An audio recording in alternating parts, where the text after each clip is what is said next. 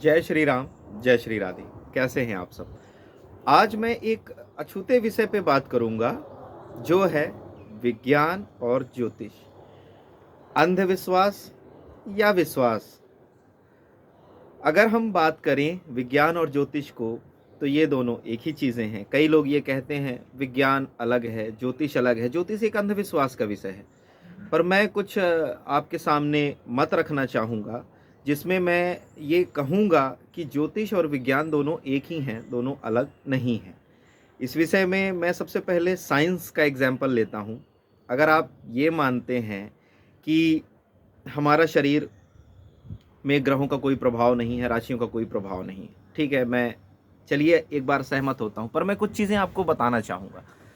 जैसे अगर साइंस ये कहती है कि हमारा शरीर में हम सांस भी लेते हैं, डेली यूज़ में आप देखिए, अगर आप सांस लेते हैं तो, अगर आप पानी पीते हैं तो भी, ये चीज़ें हमारे 5 एलिमेंट जो बनाए गए हैं, पृथ्वी, अग्नि, वायु, जल, आकाश, इन्हीं पांचों के इर्द गिर्द घूम रही है।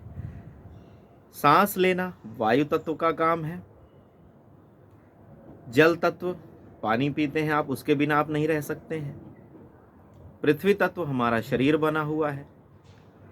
तो इन पांचों का एलिमेंट ही हमारा मूल रूप से शरीर निर्मित करता है। और मैं आपको ये बताना चाहूँगा कि यही 5 एलिमेंट को 12 राशियां और 9 ग्रह मिलके रिप्रेजेंट करते हैं। जैसे कर्क राशि जल तत्व की राशि है, सिंह राशि अग्नि तत्व की राशि है, वृषभ राशि पृथ्वी तत्व की राशि है। ऐसे ही हमारी 12 राशियां और 9 ग्रह बनाए गए हैं, जो हमारी इन्हीं पांचों चीज़ों को रिप्रेजेंट करते हैं। अब अगर इनमें कोई भी डिसबैलेंस होता है, मान लीजिए अगर आपको जल संबंधी कोई विकार या रोग हुआ, तो निश्चित रूप से आपका चंद्रमा जो जल तत्व को रिप्रेजेंट करता है और कर्क राशि कहीं ना कहीं इस भाव में कमजोरी होगी या पीड़ित अवस्था में होंगे। अगर आपके शरीर में कैल्शियम की कमी है तो आपका चंद्रमा गड़बड़ हो सकता है। अगर आपके शरीर में विटामिन डी की कमी है तो आपका सूर्य गड़बड़ हो सकता है, क्योंकि विटामिन डी सूर्य का स्रोत है। तो अब ये हम कैसे मान लें कि ज्योतिष का कोई भी प्रभाव विज्ञान से नहीं जुड़ रहा है? बिल्कुल जुड़ रहा है। अगर समुद्र में ज्वार भांटा भी आता है तो उससे चंद्रमा के प्रभाव से ही आता है। इसी तरह अगर ये कहें कि बृहस्पति शनि ग्रह इतने दूर हैं, वो कैसे प्रभावी कर सकते हैं? चंद्रमा का प्रभाव और सूर्य का प्रभाव आप प्रत्यक्ष देख सकते हैं, क्योंकि ये पृथ्वी के पास हैं। पर शनि और गुरु ये ग्रह दूर हैं पृथ्वी से, इसलिए आप ये कह सकते हैं कि इनकी ग्रेविटी नहीं है, इनकी ग्रेविटी से हमें कोई प्रभाव नहीं पड़ता। बट अगर चंद्रमा की ग्रेविटी से इतना प्रभाव पड़ सकता है कि वह समुद्र के पानी को हिला सकती है ज्वार भांटे से, तो क्या हमारे शरीर में मौजूद जो 70% जल है, क्या उस पर कोई प्रभाव नहीं पड़ेगा?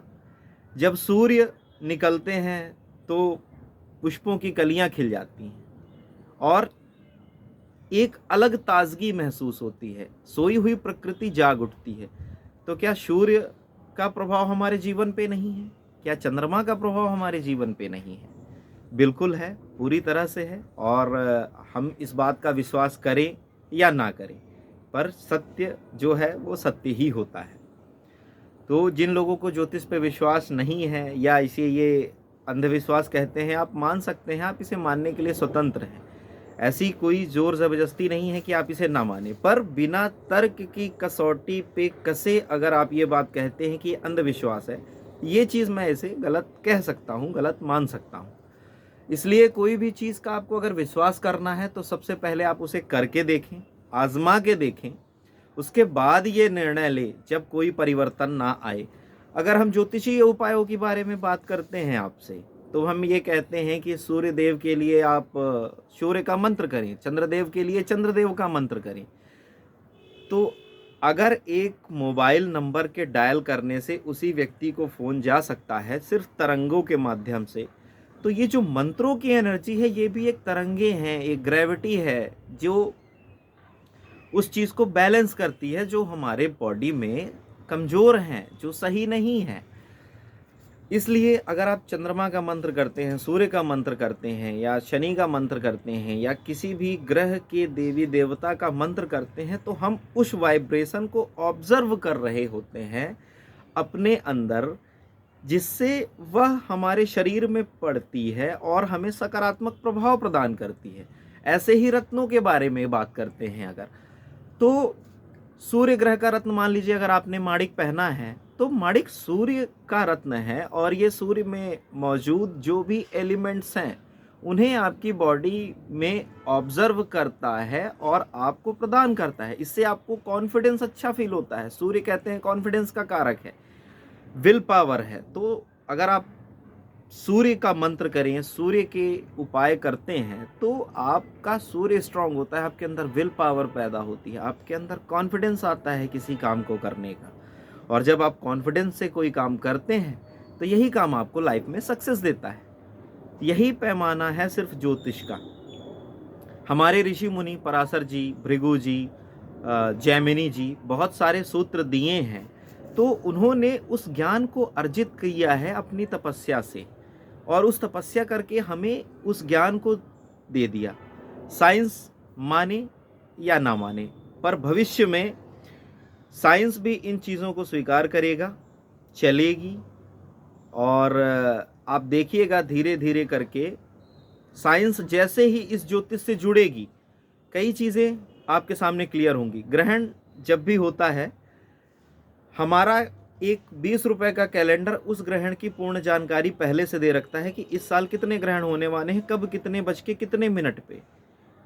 इस चीज़ को कैलकुलेट करके हमारे ऋषि मुनि हमें पहले ही दे गए हैं। विश्वास करें और अपनी सोच को सकारात्मकता की ओर ले जाएं, इससे आपको ज्योतिष के गूढ़ रहस्य पता चलेंगे। जय श्री राम, जय श्री राधे।